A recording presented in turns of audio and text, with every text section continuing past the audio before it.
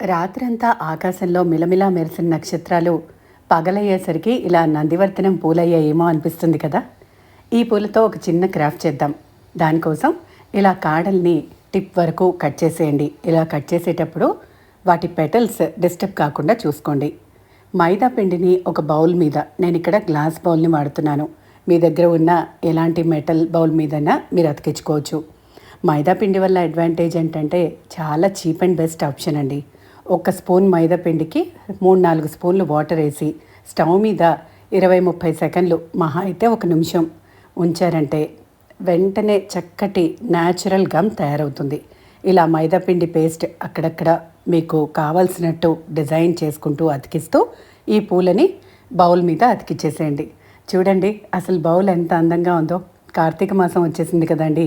ఎంచక్కా తులసమ్మ దగ్గర కార్తీక మాస దీపాన్ని మనం వెలిగించుకున్నామంటే చాలా బాగుంటుంది. ప్రత్యేకించి కార్తీక పౌర్ణమి రోజు మీరు వెలిగించే దీపానికి ఈ శ్లోకం చదవండి. కీటాహ పతంగాహ మశకాశ్చ వృక్షాహ జలే స్థలే ఏ నివసంతి జీవాహ దృష్ట్వా ప్రదీపం నచ జన్మ భాగినః భవంతి త్వం స్వపచాహి విప్రాహ. ఎంత చక్కటి మీనింగ్తో ఉండే శ్లోకం అండి ఇది. ఆ దీపం వెలుతురు పడిన అన్ని జీవాలకు మోక్షం కలగాలనే శ్లోకం ఇది.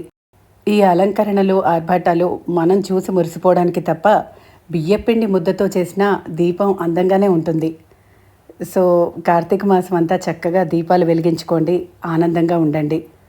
ఇలాంటి డెకరేషన్ని, అంటే ఇలా మనం పూలు అతికిచ్చి లోపల దీపం పెట్టే డెకరేషన్ని మీరు చిన్న చిన్న క్యాండిల్ లైట్స్ ఉన్నా కానీ పెట్టచ్చు. అంటే చిన్నపిల్లలు అది ఉన్నప్పుడు ఇది కొంచెం సేఫ్ అండి. అదర్వైజ్ దీపం చాలా అందంగా ఉంటుంది, మనం వెలిగించే దీపం.